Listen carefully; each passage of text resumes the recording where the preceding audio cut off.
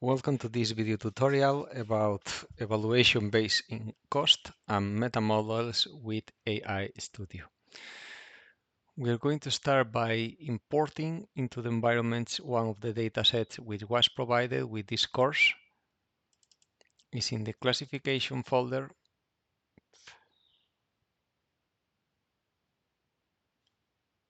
And it is the SPECT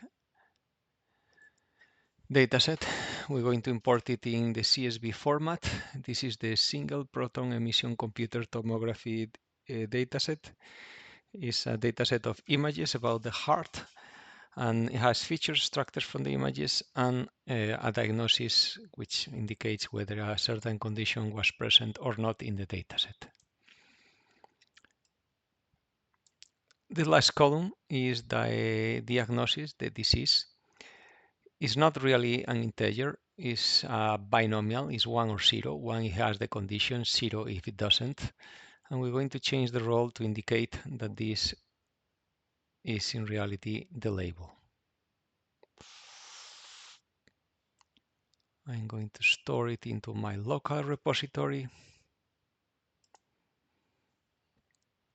And I can see that I have 80 examples and 44 regular attributes.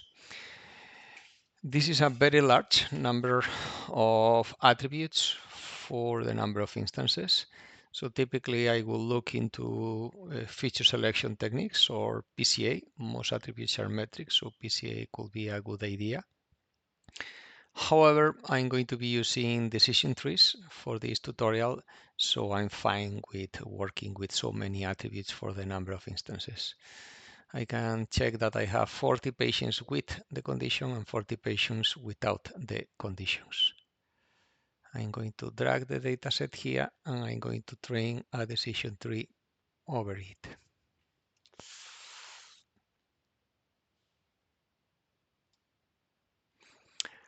I'm going to compute the performance of the tree.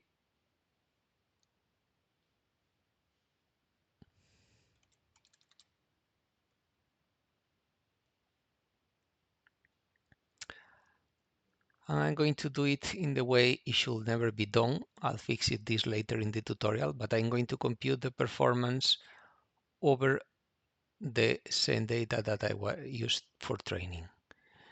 Again, this should never be done, but I'll fix this later in the tutorial. I'm doing just with didactic purposes.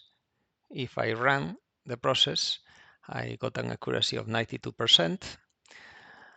The columns is the two prediction, and I got 6 errors. Those are the errors, and those errors correspond with people who had the condition. The true was 1, they had the condition, and my prediction was they don't have the condition. This type of error can be considered more costly, more impactful for the health of the patient than this other type of error, which could correspond to somebody who in reality was healthy being told they have the condition. In the second case, typically at some point we're probably going to realize that they didn't really have the condition when we conduct additional testing. While in this case, we may send home a patient with a condition that needed treatment, and we may lose very important time to be able to manage that condition. In general, tends to be better to tell somebody who is healthy that they have a condition. Sooner or later, they will realize that to tell somebody who has a condition that they are healthy. I'm going to use another operator to assess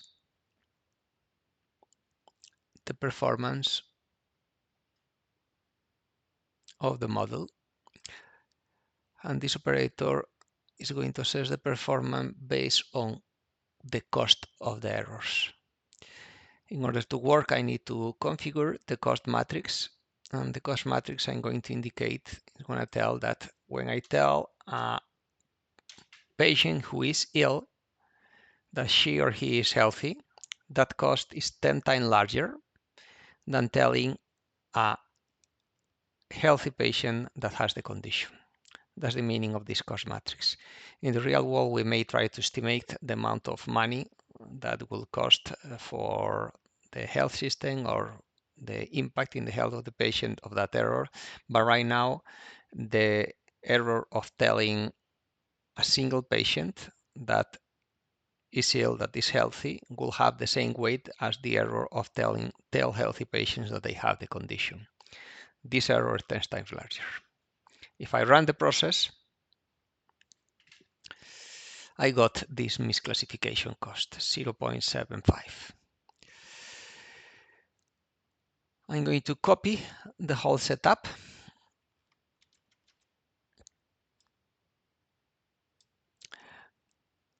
I'm going to connect the outputs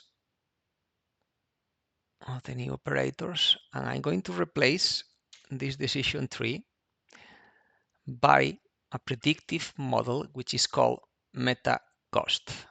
Meta cost takes into account a cost matrix when training the nested model that goes within MetaCost. MetaCost is a nested operator.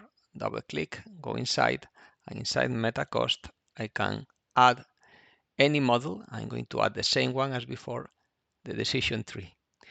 And this decision tree is going to take into account the costs during the training. In this decision tree, one error is one error. If I predict that somebody healthy has the condition, is one error. If I predict that somebody who has the condition is healthy, is one error. Over here, I'm going to indicate that I much rather avoid telling somebody with the condition that they are healthy. The cost of telling somebody that they have the condition that they are healthy is going to be 10 times larger. Over here is where the training basing cost occurs. This operator and these ones also, they are just making an evaluation of the model basing cost. In the first case, the training does not take into account cost. In the second case, does. The cost of the second model is 0.22 compared with 0.75. So the cost is more than 3 times smaller. However, the accuracy of the first model was 92%. It made 6 errors, and the accuracy of the new model is just 77%. It's making 18 errors. It's making 3 times more errors.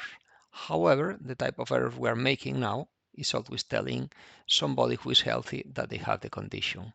And we never told a patient with the condition that she or he is healthy. This is typically the best behavior in the medical domain. We rather be cautious. We typically going to use this machine learning model as a first stage in screening, and there'll probably be additional testing.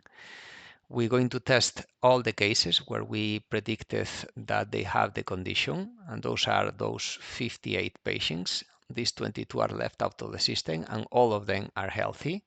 And among these 58 patients, 40 are going to test positive on the conditions, 18 not. So this is typically what we prefer in the medical domain. We made more errors, but of the type of error which have the least cost. I already mentioned that this is not the right way of evaluating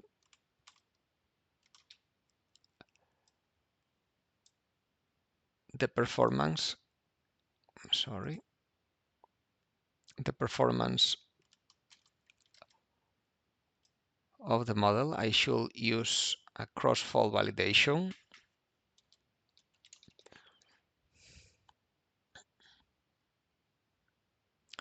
So I'm going to cut the meta cost operator, and I'm going to put it in the first part of the cross-fault validation nested operator. And I'm going to use the same setup for the validation part of the cross-fault validation. We're going to be computing both accuracy and cost. This is the accuracy. It will output the accuracy for the 10 folds for each of them, and this will output the cost for each of the folds.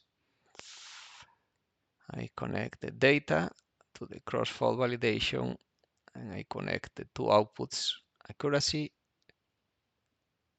and cost. run the process. This cost is 0.57 plus minus 0.4, and the accuracy is 53 plus minus 10%.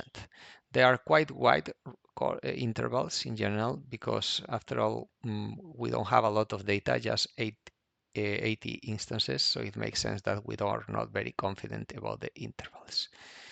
This will be the right setup, and in this setup we will be training and evaluating a model based in cost with a cross-fault validation. Therefore, we can estimate confidence intervals for the true cost and the true accuracy of the model.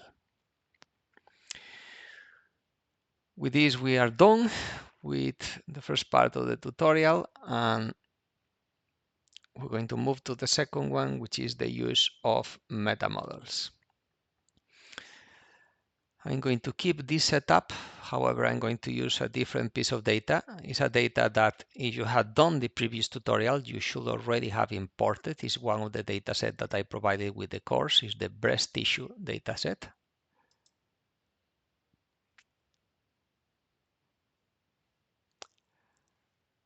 I'll run the process, and without the predictions, I'm going to see the data set. It has 106 instances and 9 attributes. 9 square is a little bit less than 106, not much less. We are not really fine, but close to being fine. It could be interesting to try to get rid of some of the attributes, but again, I'm going to be using decision trees, so I'm not going to look into feature reduction. And I'm going to, already the class is over there. The class is multinomial, and the class can take 6 different values.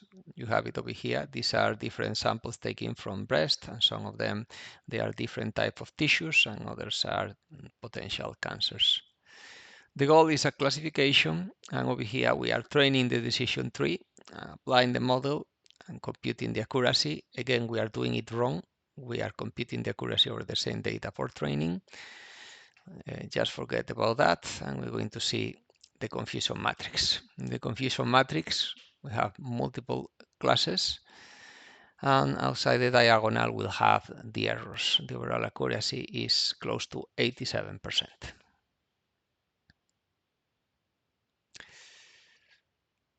I'm going to remove the output of the data with the predictions.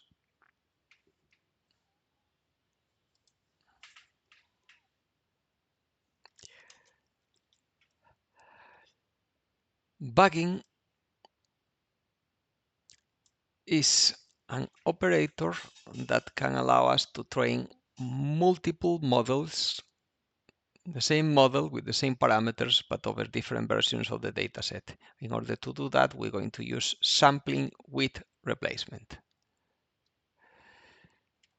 I'm going to copy those two operators, and I'm going to go inside the bugging operator. Excuse me, I don't really need to copy those operators. Inside, they're gonna go just outside.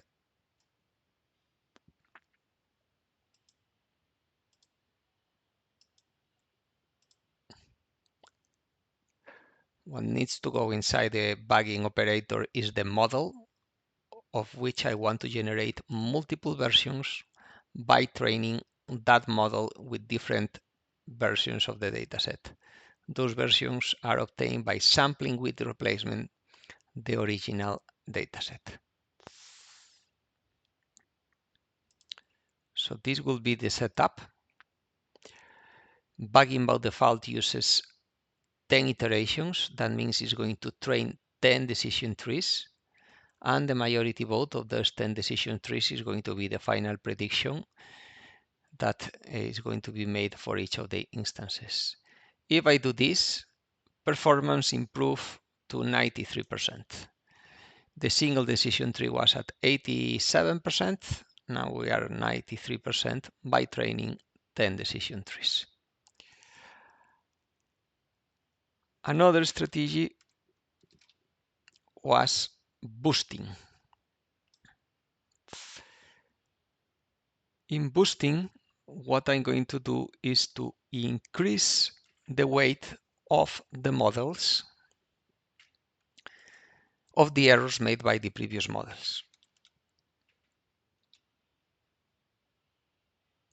We're going to be using Ada Boost.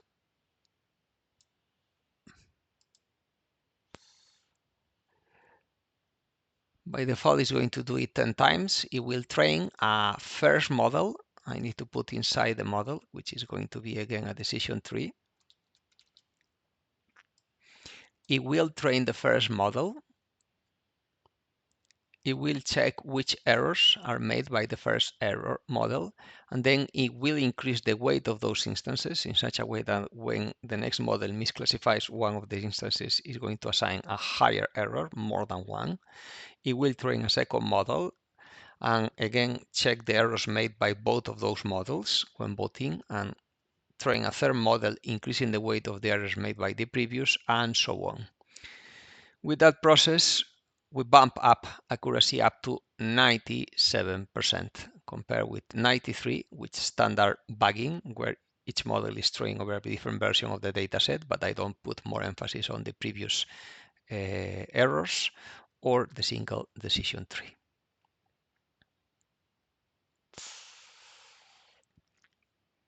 Another strategy I may use is just voting.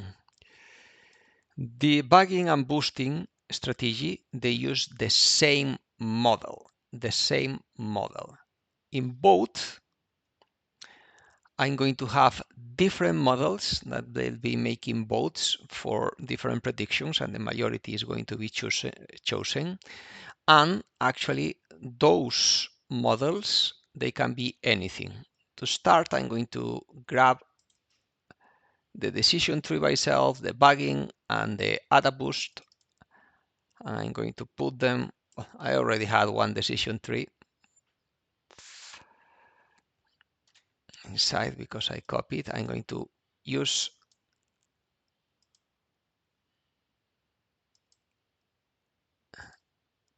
I didn't change the operator, still Ada Boost.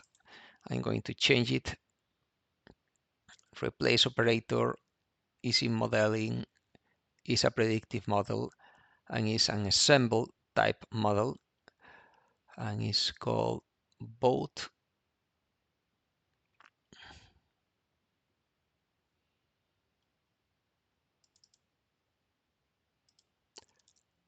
I'll connect the decision tree. I'll connect the bugging, which will train 10 decision trees. I'll connect Ada Boost, which will train with boosting 10 decision trees, and I may add any other model. For example, an Bayes model.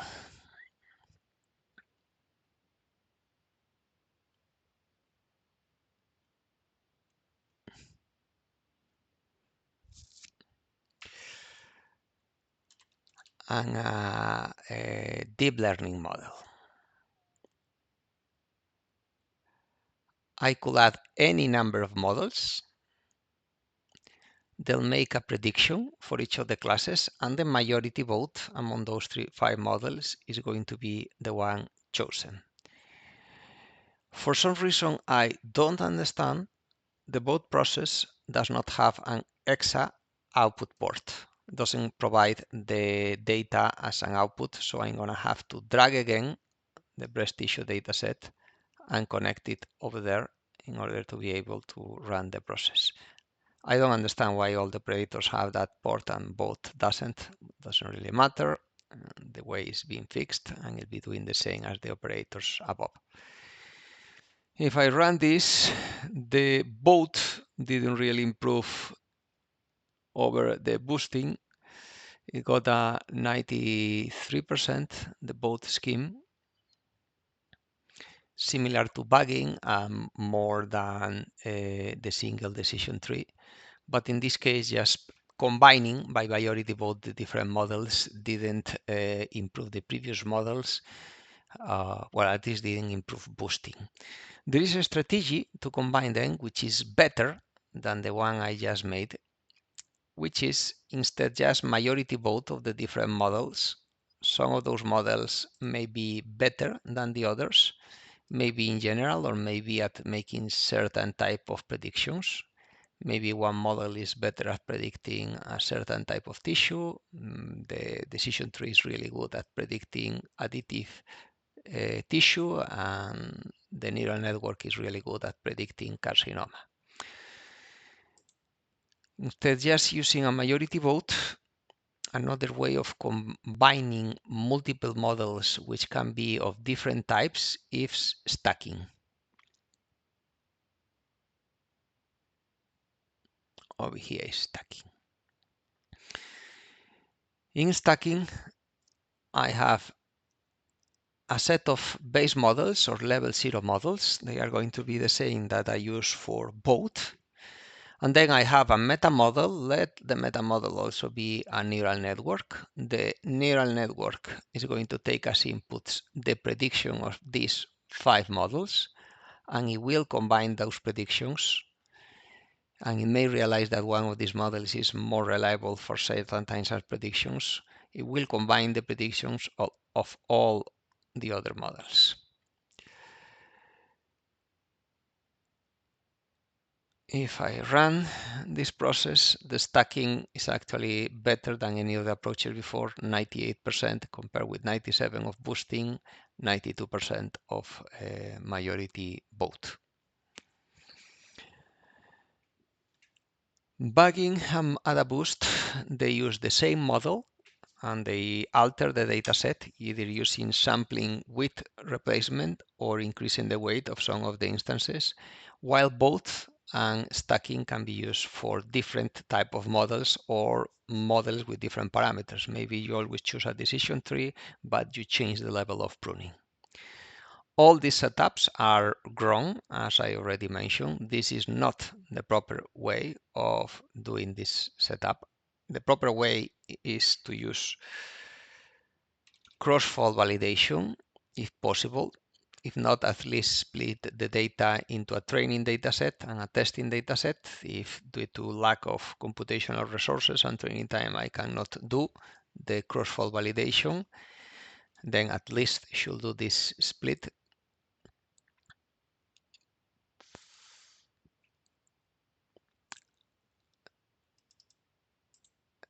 This is going to go to the first part of the second part, excuse me, of the cross-fault validation.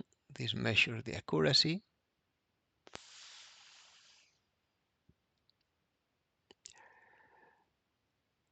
I'll remove these operators, which are not going to be needed.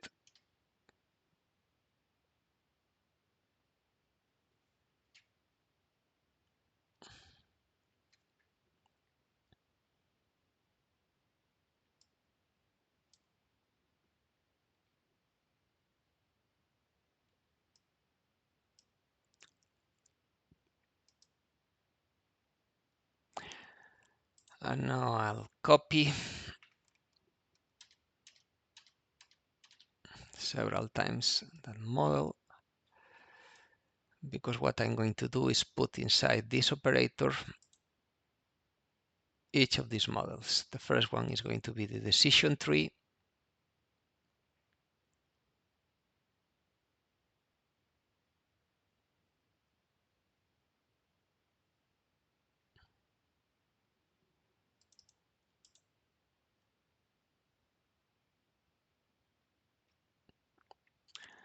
So we're going to use a tenfold cross-validation of the decision tree.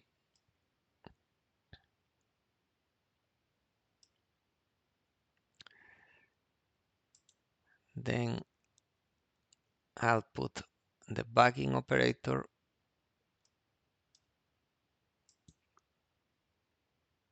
and I'll output just the performance measure of the cross-validation.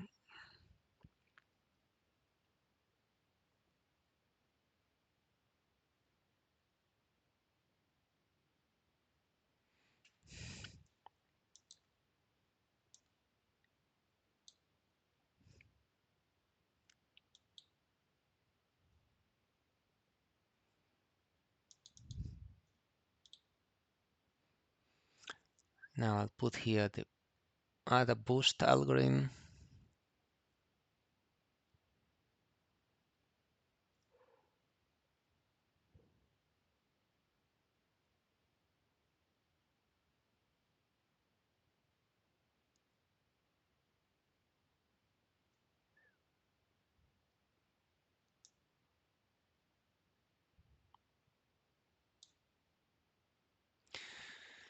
Now the putting.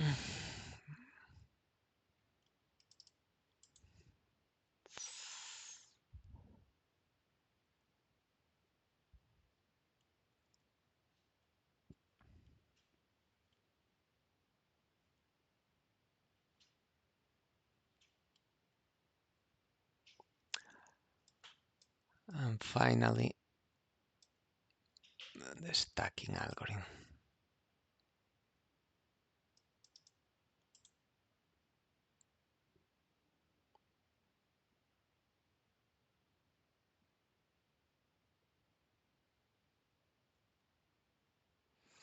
I don't need that crossfall operator over there.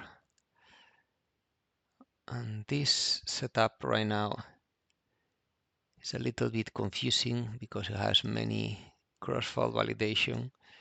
So I'm going to name it 3. This was the bagging.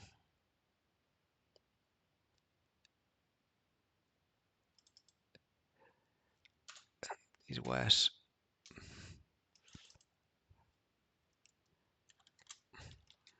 boosting. I'm missing a G over there. This one was just majority vote. So I'm gonna call it vote.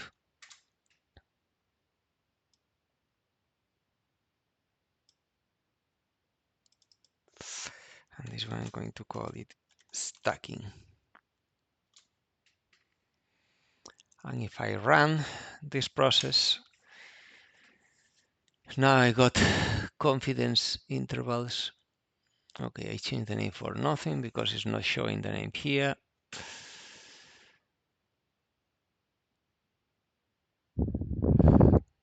I was expecting the name to appear over here in the different tabs, but it's not appearing, so it's a little bit confusing which one is which. As a matter of fact, it's better if I undo the name changes because at least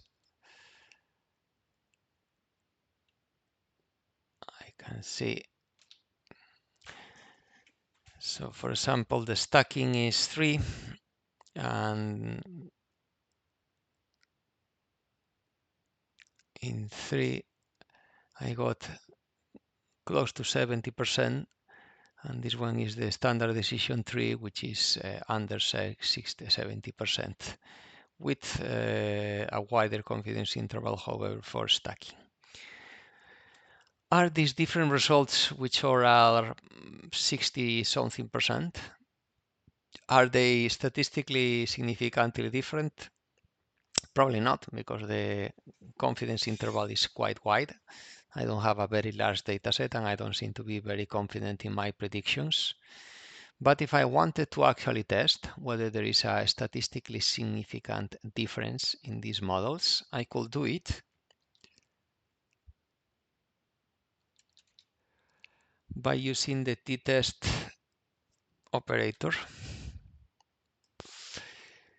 This operator takes as input the results of the cross-fault validation operator. That result could be accuracy. That result could be cost. We can make statistical comparisons between accuracy, cost, or any metric.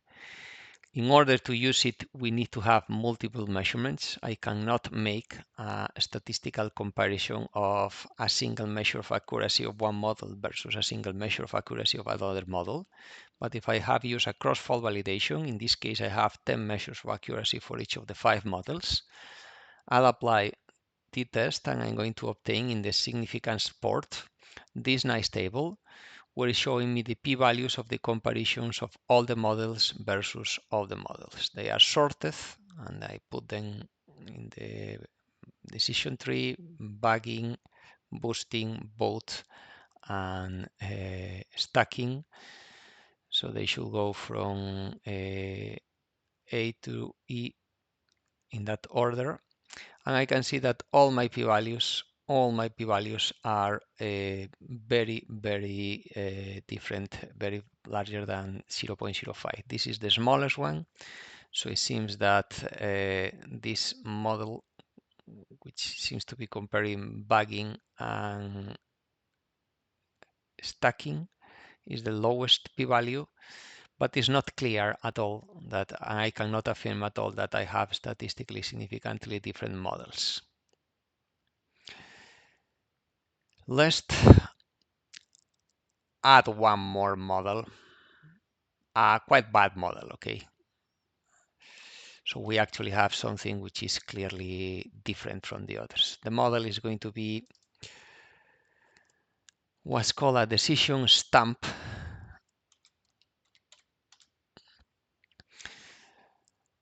This model, we didn't see it in theory, but you'll understand very easily what it is. This is a decision tree where the process of building the decision tree stops at the first level. It only has one branching, the root, one branching, and that's it. That's called a stamp. It's like the base of a decision tree, what's left after you cut a decision tree.